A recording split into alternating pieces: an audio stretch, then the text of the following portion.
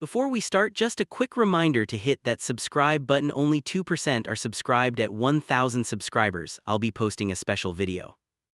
I walk into the kitchen, and my husband is pouring bleach into my mug. For a second, my brain stalls like a bad engine. I am Hannah, 31, and I just stop breathing. The stream of liquid hits the inside of the mug and keeps going. My keys slip from my hand and clatter on the floor. He jerks his head up like a kid caught with a stolen cookie. The bottle is still tilted over the rim of the mug. One more second and it would have overflowed everywhere. "What are you doing?" My voice comes out thin and too loud. He straightens fast and sets the bottle down like it burns. "Relax, I'm cleaning it." His eyes do not move to the sink. Nothing else is wet, nothing else is even near him. I step closer and the smell hits me in the face. It stings my nose and my throat goes tight on instinct. That mug is where my coffee goes every single morning. My body realizes faster than my brain that I almost drank this. I grab the handle and yank the mug away from him. A little sloshes over the edge and splashes on my wrist. My skin prickles and I jerk back to the sink. I turn the tap so hard the pipes groan behind the wall. "Careful, you're overreacting." His laugh sounds forced and thin. He leans back against the counter like this is no big deal. "You left it out again. I was just trying to help." He folds his arms like he is the one annoyed with me. Water pounds into the mug and swirls the bleach around. I keep rinsing even after the foam goes down the drain. My hand shakes and I pretend it is because of the cold. "Why would you clean it like that with bleach inside? You keep leaving it everywhere, you never listen." He rubs his forehead like this is some long ongoing problem. "If I wipe it once you complain it still smells. So I figured this way you'd finally feel like it's clean." You know that feeling when someone's words and actions do not match? Like your eyes see one thing but your ears insist on another. That is exactly how it hits me in that moment. He is saying cleaning but what I saw was pouring. Why inside the mug? My fingers tighten around the handle. Why not the sink first or a sponge or anything? He pushes off the counter and steps closer with this annoyed air. "Because it kills germs, Hannah. Do you even listen to yourself?" I glance at the bottle still standing near the edge. The cap is off and set aside like he planned more. There is no sponge near him, no towel, nothing. He was not in the middle of cleaning, he was in the middle of pouring. "If I didn't walk in, were you going to rinse it?" The question comes out low and shaky and very calm. His jaw tightens before he answers, just for a second. "Obviously, I'm not trying to poison you or something." That last part hangs in the air a little too long. I did not say poison, I did not even think the word yet. My stomach flips like it suddenly remembered gravity exists. He watches my face like he is waiting for me to apologize. I dump the water and start again, soap this time. I scrub the inside until my wrist aches from the motion. The smell of bleach lingers and my chest tightens in response. I keep going anyway, like I can scrub away the whole moment. He opens the fridge and acts busy, door blocking his face. "You get so dramatic over stuff." His voice drifts out flat. "It's a mug, not a baby, you'll live." He lets the door swing shut and glances at me over the edge. That line hits harder than I want to admit. It feels stupid to care this much about an object. At the same time, he picked the one I love most. I do not know which part bothers me more in that second. "I drink out of this every day." My voice comes out quieter. "It's not just some random thing, it's mine." He rolls his eyes and snorts like I made a joke. "Right, everything is yours and nothing is ours." That one lands like a little slap across the room. We were not fighting about ownership 5 minutes ago. Now somehow I am selfish because I like one stupid mug. It shifts the whole argument and I can feel it tilt. "If you thought it was dirty, you could have told me." I rinse the mug again and set it upside down to drain. I would have washed it like a normal person. My pulse thuds in my ears while I line it on the rack. He leans closer and taps the counter with 2 fingers. "You never listen when I tell you things." His mouth twists. "Sometimes you only get it when something actually happens." He shrugs like this is just simple cause and effect. That sentence lodges somewhere under my ribs and stays there. I am not stupid, I hear the implication behind that shrug. At the time I swallow it down because I hate conflict. Later, that exact line will replay in my head on loop. Right then, I stand there dripping water on the floor. My arm smells like disinfectant, and my skin feels wrong. I want to toss the mug straight into the trash. Instead, I dry the handle and set it aside like normal. I wish I could say I threw it all. That morning, I wish I could tell you I trusted my gut immediately. The truth is, I told myself I was making a big deal. That people use bleach to sanitize things all the time. He grabs a different cup and pours his own coffee. See, problem solved. He takes a sip and watches me. You going to be mad all day about this? The way he asks makes it sound like a threat, not a question. I just need a minute. I reach for another cup slowly. My hands still do not want to touch the first one again. He exhales through his nose like this is such an inconvenience. You always need a minute when it's about your stuff. I ignore that and focus on the machine in front of me. I make new coffee and listen to every sound it makes. The drip, the hiss, the little final gasp of steam. I keep watching to make sure nothing weird goes into the stream. He moves around the kitchen with extra noise now. Cabinets close harder, drawers slide with sharp little bangs. It is the kind of quiet tantrum adults throw when they feel wronged. I sip my coffee and pretend not to flinch at every sound. At one point, he walks back to the bottle and tightens the cap. His fingers twist a little too slowly, like he feels my eyes. Then he slides it away from the edge and into its usual spot. As long as you're done acting crazy, we can have a normal day. That line pisses me off more than anything else so far. Still, I do what I always do when I feel cornered. I swallow the anger because I do not want a full explosion.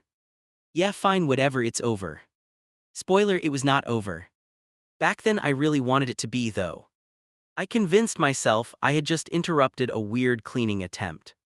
I let his tone matter more than what I actually saw. I clean the little splash that hit the floor near my keys. The cloth comes away damp and carries that same harsh smell. I think about my wrist and rinse it again in the sink. My brain keeps offering the same quiet image, my mouth on that rim. You know that tiny shiver when you realize how close you came? Like when a car stops inches from your bumper at a light. That is what sits in my chest for the rest of the morning. I keep touching my throat like something might still be stuck there. Later, when he leaves for work, the house finally goes quiet. I walk back to the rack and stare at the upside-down mug.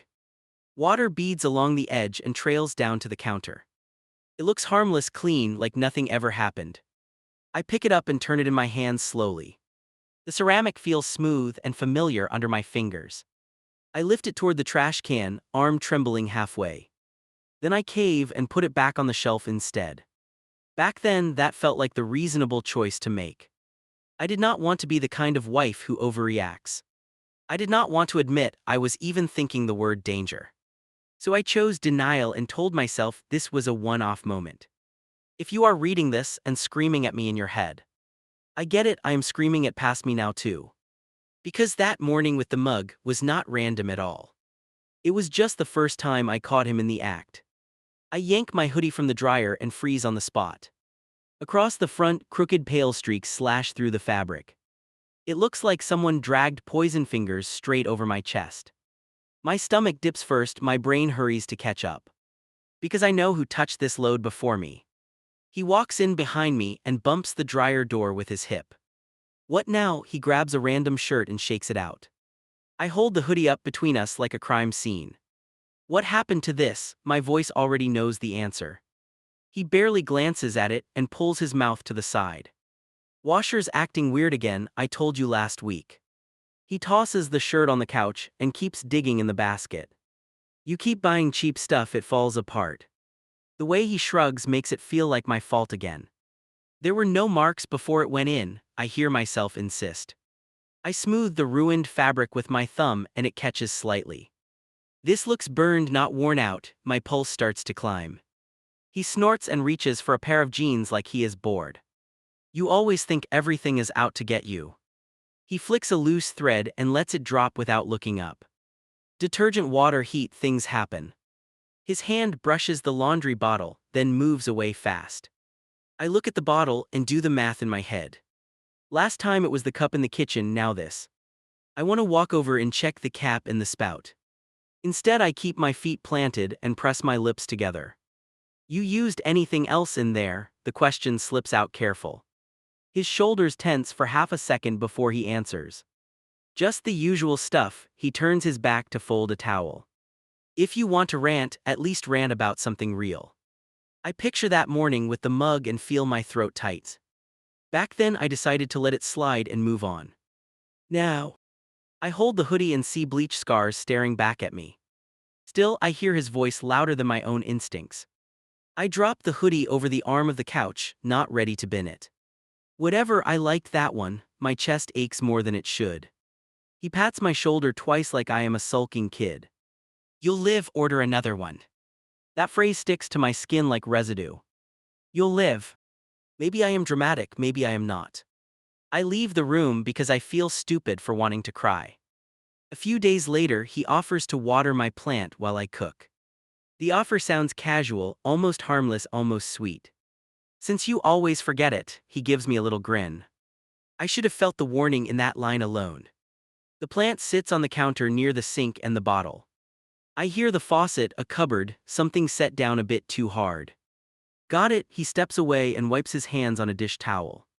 I glance over and everything looks normal from where I stand. In the morning the soil looks damp but the leaves droop badly. By lunch they crisp at the edges and curl toward the stem. I lean in closer and catch a faint harsh sting in the air. My lungs pull back before the rest of me understands. I touch one leaf and it crumbles between my fingers. That is not thirst, that is something else killing it fast. Hey, come here, my voice shakes without my permission. I point at the ruined plant when he walks into the doorway. It must be dying already, you picked a weak one. He taps the pot with his knuckle and steps back. Honestly, you baby stuff that will never last. He looks more annoyed than surprised, and that bothers me. You watered it yesterday, remember? I watch his face closely. His gaze flicks to the sink area and back to me. Yeah, and he lifts his chin like I am accusing him of murder. It was already sad before I touched it. I stare at the pot and do not answer right away. Inside my head, little pieces start lining up quietly. The cup, the hoodie, now this. Every time I care out loud, something bad happens right after. I drag the plant to the trash can and empty the pot. The soil hits the plastic with a dull, hollow sound. He watches with his arms folded and eyebrows slightly raised. You done with the funeral? The corner of his mouth jerks. I laugh once, short and wrong, because I hate crying in front of him. Guess I shouldn't get attached to anything. The words come out as a joke, but they taste heavy. He smiles wider like I finally said something he agrees with. After that, I start noticing smaller things going off. A favorite mug chip appears overnight on the rim. My soft blanket comes out of the wash with a stiff patch. My earbuds cable turns sticky after he borrows them. None of it is dramatic on its own, that is the problem. It all sits just 1 inch below proof and 1 inch above coincidence. I tell myself people break things by accident all the time. Then I remember his comment about actually learning when something happens. One afternoon, I leave my makeup brushes drying near the sink. They are clean, lined in a row, bristles neat and soft. I step away to answer a call, gone maybe 15 minutes. When I return, 2 of them look singed at the tips. What the hell happened here? My chest kicks into overdrive. I lift one brush and the bristles clump together like melted plastic. The faint burn smell makes my eyes water and I jerk back. Did you mess with these? My voice comes out sharp and fast. He peeks around the corner with a spoon in his hand. You and your drama, it never stops. He walks in, takes one brush and bends the bristles. Cheap crap again, you need better brands. They did not look like this before. I do not back down. I can hear my heartbeat in my ears, loud and steady. He drops the brush into the sink and the metal clinks. You always think I'm sabotaging you, don't you? The word sabotaging hits too close to the truth I am avoiding. I did not say that word out loud before he used it. He watches my face like he just scored a point. If I wanted to hurt you, you'd know. I go quiet because part of me believes that and part does not. He walks away first, like the conversation bores him to death. I rinse the brushes even though I know it will not fix them. Inside, something keeps whispering that this is not random. At night, I lie awake and replay tiny moments. The twist of his mouth when something breaks. The impatience in his voice when I defend my things. The way he always chooses items I reach for often. Back then, I still tell myself I might be connecting dots wrong. Nobody wants to think the person they sleep next to is doing this. It feels easier to label myself sensitive than to think the worst. Denial is warm for a while until it is not. The turning point comes with a framed picture on the hallway shelf. It is the one I always straighten when I walk past. One day I notice the glass has a cloudy film in one corner. When I wipe it, the photo behind has a faded patch. My thumb presses the paper and it flakes at the edge. The damage spreads from one spot like something ate through it. I look toward the cupboard where the harsh cleaner sits. The door is closed, but I feel pulled toward it. When I ask, his reaction is instant and loud. "You're inspecting everything now, this is insane." He laughs once sharp and shakes his head at the wall. "Maybe you should care less about objects and more about us." That landmine sentence blows bigger than he expects. Because it lines up with every smaller comment before. You care too much about stuff, you never listen, you only learn when it hurts. Suddenly the pattern is not a whisper anymore, it is a siren. I do not accuse him out loud that day, not yet. Instead, I start keeping track quietly in my phone notes. Dates, items, what they looked like before and after. Every entry feels like proof against someone I still sleep beside. If you have ever tried to catalog your own life like evidence, you know how sick that feels in the pit of your stomach. I keep doing it anyway because the alternative is pretending. And pretending is starting to feel more dangerous than the truth. I drop a new plant on the kitchen counter hard enough to slosh. "Look what I got," my voice comes out bright and fake. My hands are already sweating while I adjust the little pot. I am not decorating, I am baiting my own husband. He walks in mid-scroll on his phone and barely looks up. "You bought more clutter," he nudges the pot with one finger. "I love this one," I push his hand away a little too quick. The words taste wrong because I do not care about it at all. "You get attached to the dumbest things," he snorts into his screen. "Yeah, this one is special for me," I keep my tone light. I repeat it twice so he hears it and stores it. "Special for me," marked target with a smile on top. I set the pot right beside the cleaning bottle near the sink. Close enough that even a lazy reach could grab both together. I tap the side of the pot like I am admiring it. Inside, my nerves buzz so hard I feel them in my teeth. "Please be careful with this one," I add that on purpose. I almost laugh at how obvious I sound in my own ears. He glances over, then back to his phone, then back again slower. He does not reply, which is somehow worse than a comment. That night, I announce I am exhausted and heading to bed. It is earlier than usual, and we both know it. "You go ahead," he stays on the couch with some show. "I'll clean up in here," he waves a hand toward the kitchen. I lie on the bed in the dark, fully dressed, shoes still on. My heart pounds in the side of my face against the pillow. Every tiny sound in the apartment feels amplified and sharp. Running water, a cabinet door, something set down a little too firmly. After 10 minutes, my patience snaps and I slide off the bed. I pad down the hall and pause just before the kitchen entrance. He stands at the counter with his back toward me. His shoulders hunch slightly, one arm moving near the sink. I draw in a breath and something sharp hits my nose from here. Instant sting, that tight chemical bite I now know too well. My fingers curl into my palms so I do not rush in. I wait because I want to see, not just feel. He shifts his weight and reaches for the faucet. Water roars for a few seconds, then cuts off. He tosses a towel toward the rack and steps away from the counter. By the time I step into the doorway, his hands are empty. He startles when he notices me and recovers a second too slow. "Thought you were asleep," he wipes his palms on his shorts. Got thirsty, I move past him toward the cabinet above the sink. My eyes flick down, the plant sits there looking perfectly fine.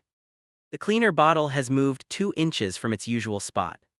The cap is crooked, not fully tightened, just resting on top. One drop gleams on the rim, catching the light in a thin line. I grab a glass so I do not stare straight at it.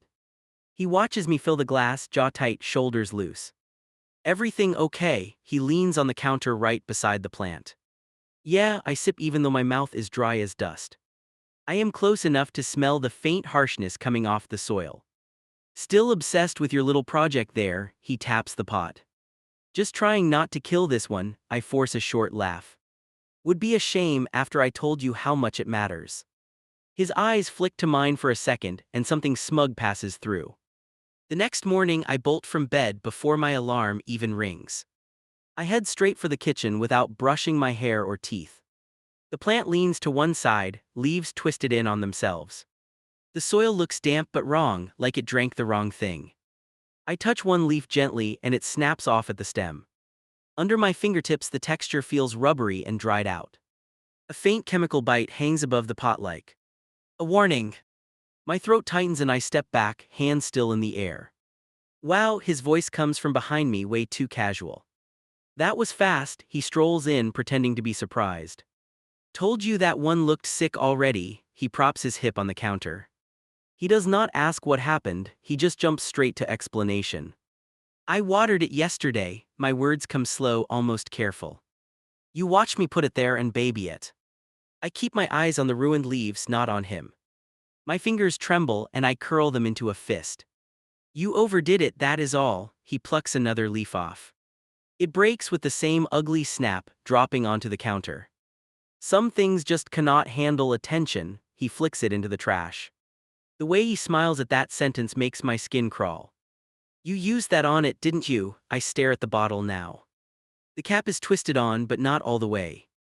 The outside has fresh streaks like someone wiped it fast. He follows my gaze and his eyebrows lift a fraction.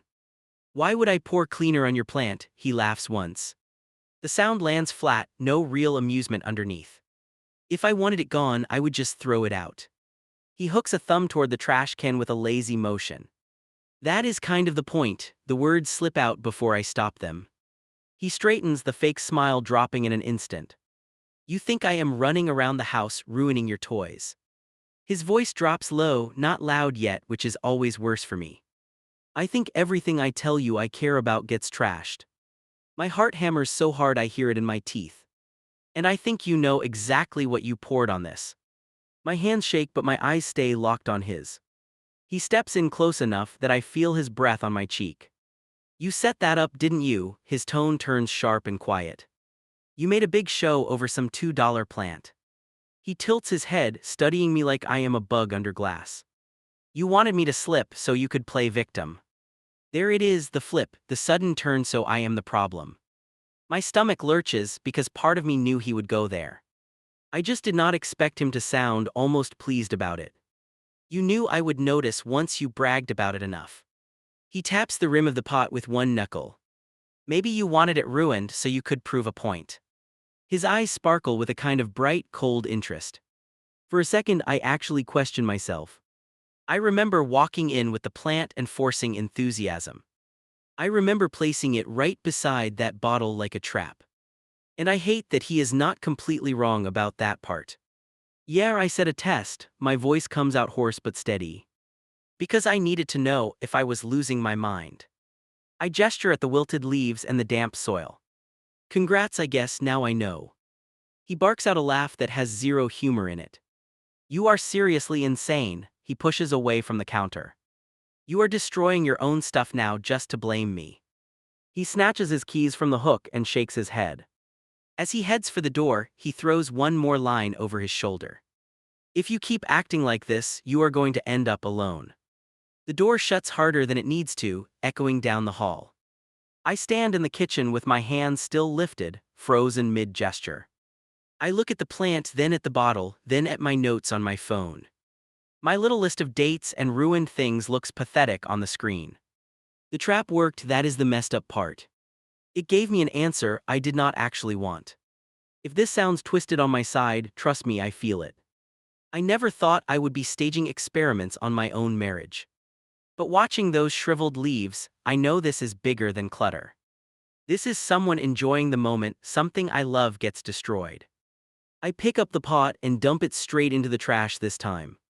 No ceremony, no gentle touch, just one hard flip of my wrist. Soil scatters, pieces of root thud against the plastic liner. I wash my hands under scalding water until my skin goes numb. Right then, one thought lands and refuses to move.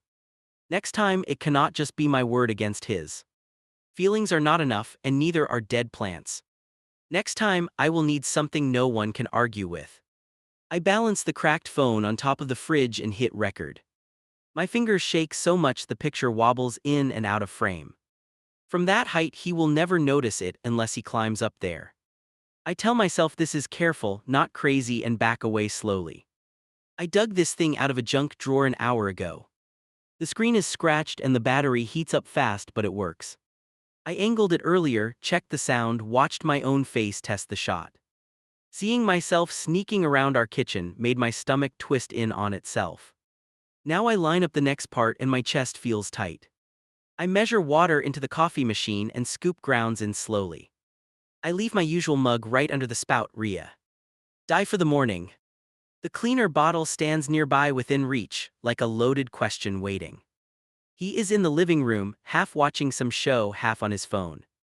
I walk in and kiss his head and mention my early meeting tomorrow. Can you start the coffee if you wake up first? My voice sounds normal. He glances over the back of the couch and nods without much interest. I am going to shower and crash. I am exhausted. I stretch like I mean it. He makes a vague noise that could mean anything, then turns back to the screen. I walk out slowly, counting my steps so they sound casual down the hall. Instead of going to the bathroom, I stop just around the corner and hold still. My back presses against the wall and my breath feels too loud in my ears. From here I see only a slice of the fridge and the light over the stove. I watch that empty space like something is about to walk straight through it. After a few minutes the couch creaks and I hear his footsteps move toward me.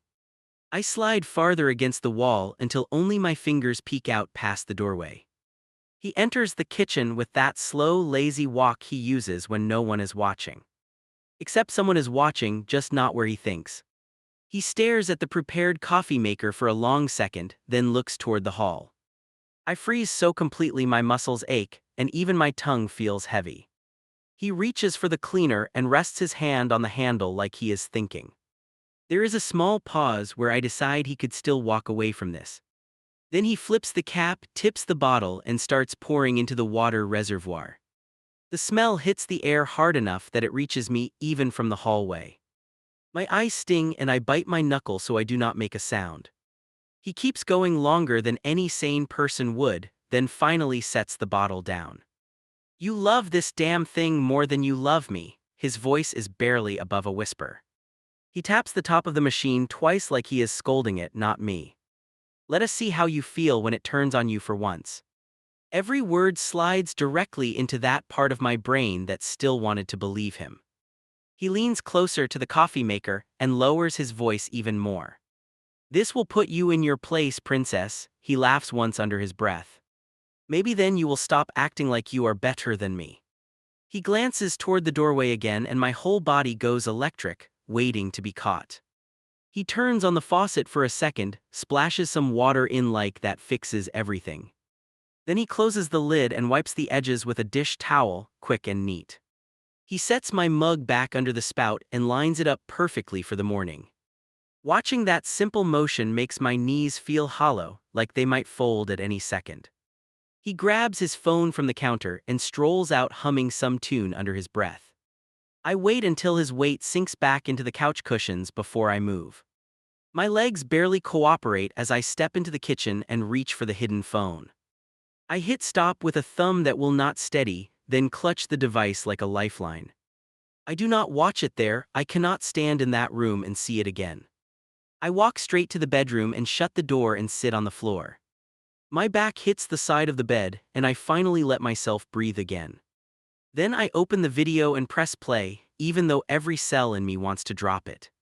On the screen, I watch him walk in like I just did from the hallway. The angle shows his face clearly, and the cleaner bottle and the coffee machine and my mug. I hear the tiny sound of the cap twisting off, louder than anything else in the clip. Then the liquid pours in, and my own voice on the recording gasps from the hallway. I hear him talk to the machine like it is me, and my skin goes numb. You love this thing more than you ever loved me. The hiss of the words fills the room. Then the line about putting me in my place lands again, heavier now that I am still. He laughs at the end, a short ugly sound, and I taste metal in my mouth. If I had not set this up, I would drink from that machine tomorrow without a thought. I picture taking a big swallow, then feeling my throat burn from the inside out. I imagine collapsing on the tile while he pretends to be shocked and helpful. My hands clamp around my own neck and I have to force them to lower again. I watch the video 3 times and each run feels worse than the last because there is no way to unsee it. This is not a broken hoodie or a ruined plant or a faded picture anymore. This is a man calmly pouring cleaner into something I put to my lips every day. For the first time, I stop wondering if I am overreacting and start wondering if I am in danger.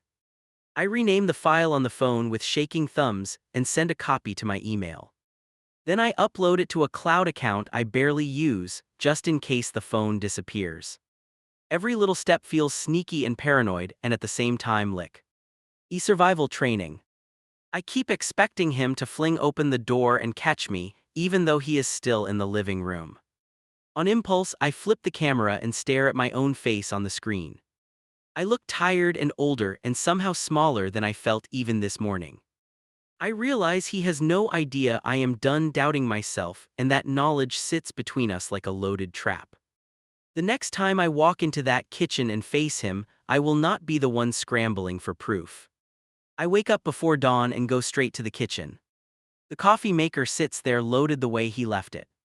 The cleaner bottle waits in its spot, looking completely harmless. I unplug the machine and carry it to the trash. Water sloshes inside and taps the plastic sides. I flip the lid and dump everything into a trash bag. The smell of chemicals rises and I nearly gag. I tie the bag tight like I am sealing a body. My heart is pounding but my hands finally feel steady.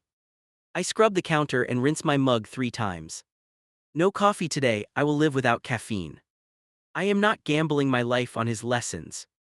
Behind me I hear the bedroom door creak open. His footsteps drag down the hallway, slower than usual. He steps into the kitchen, rubbing his face with one hand. "What are you doing? Where is the coffee?" "In the trash." I do not turn around right away.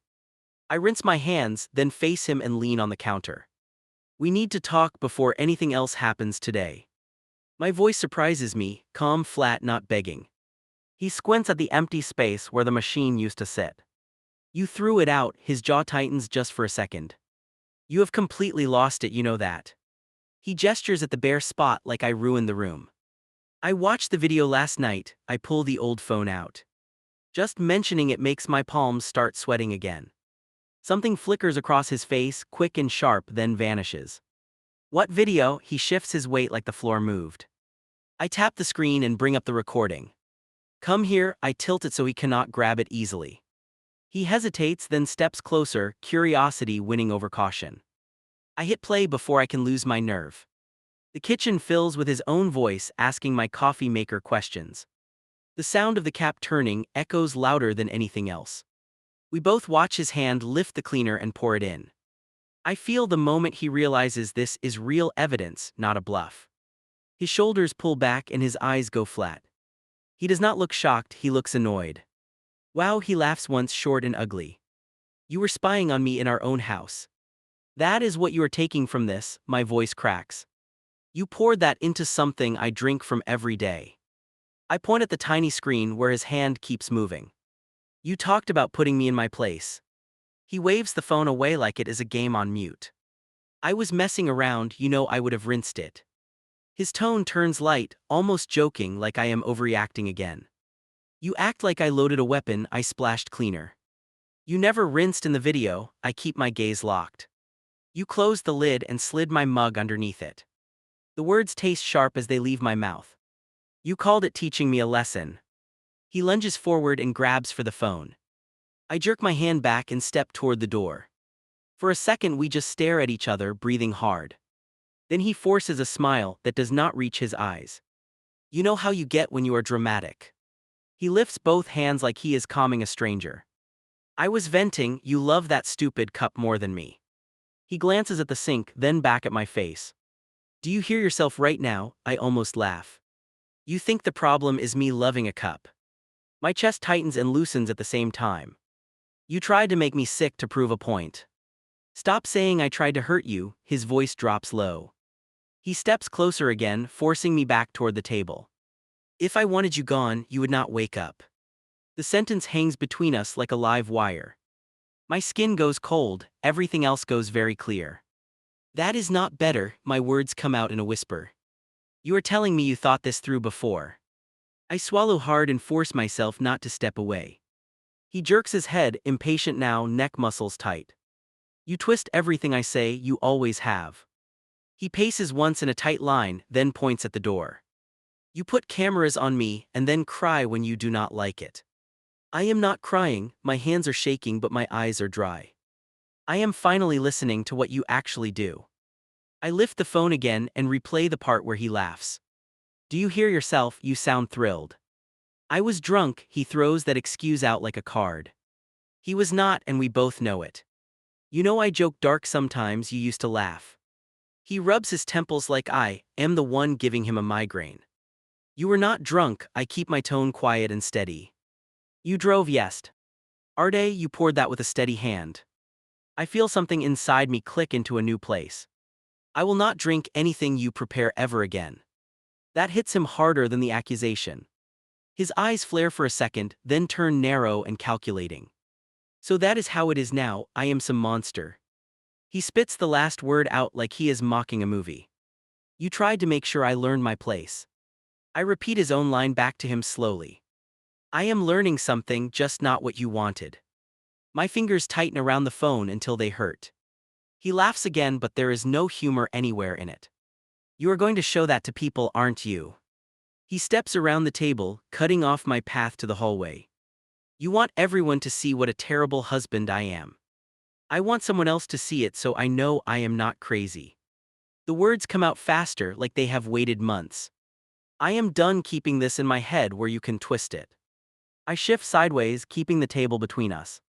His hand slams down on the table hard enough to make it rattle. The sound punches straight through my chest and into my spine. Do you think anyone will believe your little story? He leans forward, face inches from mine, breath sharp. They will watch a man pouring poison into his wife's coffee. The word finally lands out loud and I taste bile. They will hear you talk about putting her in her place. I do not blink, I want him to see I am not backing down. That is not poison in that amount, you are being dramatic. His nose wrinkles like the word disgusts him. You could sip that and maybe get a stomach ache. He says it with this bored edge that chills me more than shouting. You just admitted it was there, I latch onto that fast. You are arguing dosage, not denying you did it. He opens his mouth, then shuts it, then scoffs. You are impossible to talk to when you get like this. What if I had taken a big gulp? My voice rises now. What if I had not noticed the taste right away? Images flash in my mind, too quick and sharp.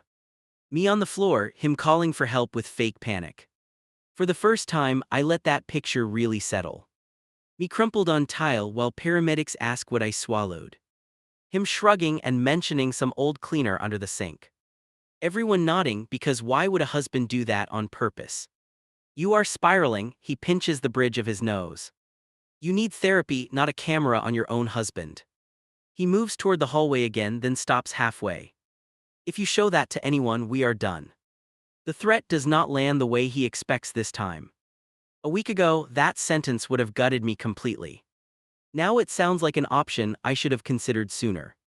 I let the silence stretch until he finally looks back. Maybe we are, my words shock both of us for a second. We might actually be done, my throat feels tight but clear. He stares like I just insulted his entire family. You would blow up our life over a cleaning mistake. It was not a mistake, I hold up the phone again. You knew exactly what you were doing and you enjoyed it. My pulse roars in my ears but my feet stay planted. I am not safe here and you know it. He rolls his eyes so hard it almost looks painful. You sound like one of those online posts you read.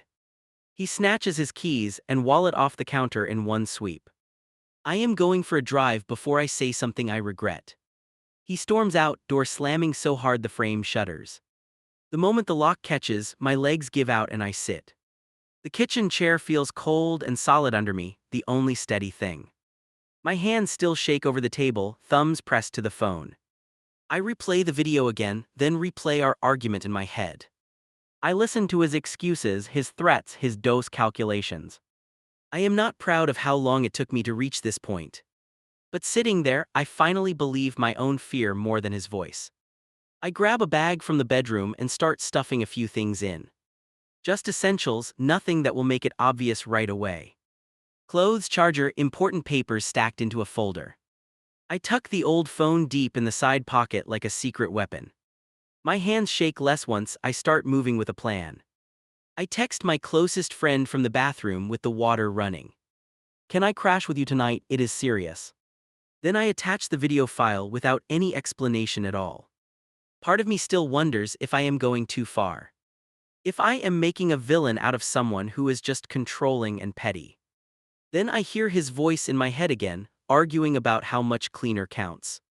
And that quiet doubt finally sits down and shuts up. I hide the bag in the back of the closet behind a stack of shoes.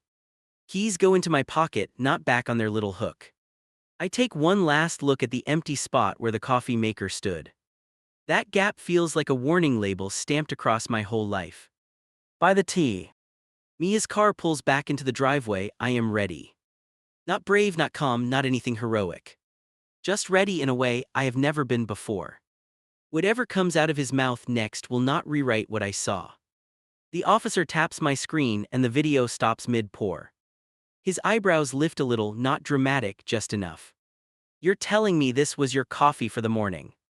My fingers tighten around the strap of my bag. Yes, my throat feels raw from explaining it already. If I hadn't checked, I would have drunk that. The word drunk sends a weird jolt through me. He leans back in his chair and studies my face. "Do you feel safe going back there tonight?" The question lands heavier than anything else so far. I open my mouth to answer, nothing comes out. That silence is my answer, louder than any words. He nods once like he expected that already. "We can help you apply for an emergency order." He turns to his computer and starts entering my details. Hearing the word order tied to his name feels unreal. Across the room, my friend sits stiff in a chair. She keeps glancing at me like she is checking I exist. When the officer replays the clip, she flinches at his laugh. She whispers, "That's not a joke, that's not normal," under her breath.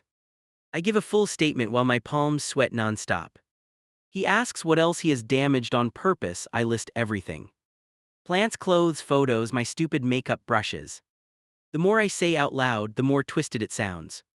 "Has he ever laid hands on you?" The question is blunt. I shake my head, then stop, then shrug halfway. "Not like that, no hitting," but he crowds me. I mime the way he leaned over the table this morning. The officer writes a few more lines, jaw clenched. "Hurting property can still be part of a pattern." He prints something and slides it across the desk. "Read this and sign. If it's accurate, we'll move fast." Seeing everything on paper hits me harder than the screen. Down the page, his actions sit lined up in black ink. There is no maybe written anywhere. No, I overreacted. It is just what happened, stacked one line over another. When we leave the station, the air outside feels thin. My friend loops her arm through mine without asking first. "You're not going back there," she says, voice steady and low. I cling to that sentence like it is a railing over a drop. At her place, I drop onto the couch and finally exhale. The cushions feel lumpy and perfect, and nothing of his. She brings me water and sets it down where I can see. "I watched him pour that," she says almost to herself. "He kept arguing dosage," the words slip out before I filter them. Like he was talking about seasoning on food, not chemicals. I rub my eyes until little sparks dance behind my lids. I keep wanting this to be less bad than it is. She pulls out her phone and unlocks it with quick movements. "I know a divorce attorney, she handled my cousin's mess." She scrolls and finds a number and hands it over. "Call now while you're still angry enough to follow through." I almost laugh because she is right. If I wait, I know I will start minimizing everything again. I will start picturing his good days and his apologizing face. So I dial like I am trying to outrun my own brain. The receptionist picks up and I stumble through a summary. "Marriage safety video, possible order already in motion." The words tumble over each other, messy but honest. She offers a slot that same afternoon and I take it. By the time we reach the office, my stomach is flipping. I almost cancel at the door, hand hovering over the handle. My friend squeezes my shoulder and nods toward the lobby. We can walk in, listen, leave if we hate her, she whispers. The attorney watches the video without interrupting, face unreadable. When it ends, she rewinds once and listens to his quiet muttering. At the "put you in your place" line, her lips press together. She looks up at me and her eyes are sharp, not pitying. This is not a prank, her voice is calm and clipped. This is deliberate harm, and he admits intent on camera.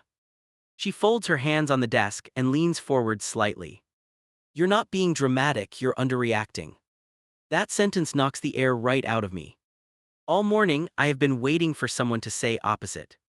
I expected at least one person to hint this might be overblown. Hearing the word underreacting makes my eyes sting hot. She outlines options while I chew the inside of my cheek. Emergency protection, separation, documenting any contact. Save every voicemail, every text, every sudden apology, she says. Nice words can still be part of control when someone gets exposed. On the ride back, my phone buzzes nonstop in my pocket. Calls, texts, unknown number once, then his name again. I do not answer, but I read the messages one by one. Watching the tone shift is like watching weather change in fast forward. First it is C. On fusion. Where are you? We need to talk, you're overreacting. Then it is anger. You showed that video to people, you betrayed me, you're sick. Then comes the sweet part, thick and sticky. I'm scared, I didn't mean it like that, please come home. Then more pressure. If you ruin my life, I don't know what I'll do. That last line makes my skin crawl worse than the others. There is no direct threat, just this heavy loaded hint. I screenshot every message and upload them to the same cloud. I am tired of trusting my memory more than written proof. Night creeps in while we order takeout and pretend to watch TV. I sit cross-legged on the couch with my laptop open. Every few minutes, my mind jumps back to the kitchen and the mug. I jump with it, then drag myself back to the screen in front of me. Write it down, my friend says, nudging me gently. Even if you never post it, get it out of your head. Her own phone is face down on the table, light blinking. She is giving me quiet, and I feel that more than anything. So I open a browser and type in a forum I read sometimes. The one where strangers tell stories and ask if they are wrong. The cursor blinks in the title box, waiting for something real. My fingers hover above the keys like they forgot how to move. I type the title almost in one breath. My husband has been feeding the things I love Bleach to put me in my place. Seeing it written out like that makes my hands go cold. It looks insane and completely accurate at the same time. In the post, I start with the mug, then the clothes, then the plants. I describe the test I set up and how he reacted. I explain the video and the way he argued about quantities. Every line feels like I am peeling off another layer of excuse. I keep waiting to soften something, to add a maybe. Maybe he was joking. Maybe I misunderstood. By now, even my own brain is too tired to keep defending him. I include the part where I recorded because I know someone will ask. I mention the officer, the application for a protective order, the attorney. I talk about the texts from him that swing from rage to pleading. I end with one question I already know the answer to. Is this abuse, or am I really losing it like he says? I stare at the blinking cursor after that line. My chest feels tight but not the same as before. It feels like standing at the edge of something honest. When I hit post, my hands start to tremble again. I lock the screen and set the laptop on the coffee table. For once, I do not instantly scroll for reactions or verdicts. I lean back and press my palms flat against my thighs. Did you post it? My friend watches my face carefully. Yeah, my voice comes out small but clear. I don't know if I'm ready to read what people say. I already know I will, because I need a mirror right now. My phone buzzes again with his name and another message. This one reads, "You're blowing this up for attention, no one will believe you." I stare at it for a long second, then forward it to the attorney. Her reply comes 10 minutes later, short and solid. Save all of that, it shows his mindset. Mindset. Not a slip, not one bad moment, a pattern. The word settles deep, heavier than anything he texted. Later, when my friend falls asleep in the armchair, I open my post. Hundreds of comments stack under my story, more every second. Different usernames, different writing styles, one clear theme. Leave, you are not safe, this is not normal, over and over. It is weird how strangers on the internet can cut through fog. They have no history with him, no good memories in the way. They just see a clip of a man poisoning his wife's coffee on purpose. And they call it what it is without flinching. Sitting there, I feel two things at once, and it is messy. There is grief for the relationship I thought I had. And there is relief so strong I almost start laughing. Because it is not all in my head, it was never all in my head. I shut the laptop and lie down on the couch, fully dressed. The cushions smell like detergent and old perfume and my friend's dog. Nothing in this room belongs to him, not even the silence. For the first time in months, maybe years, I fall asleep without listening for his footsteps.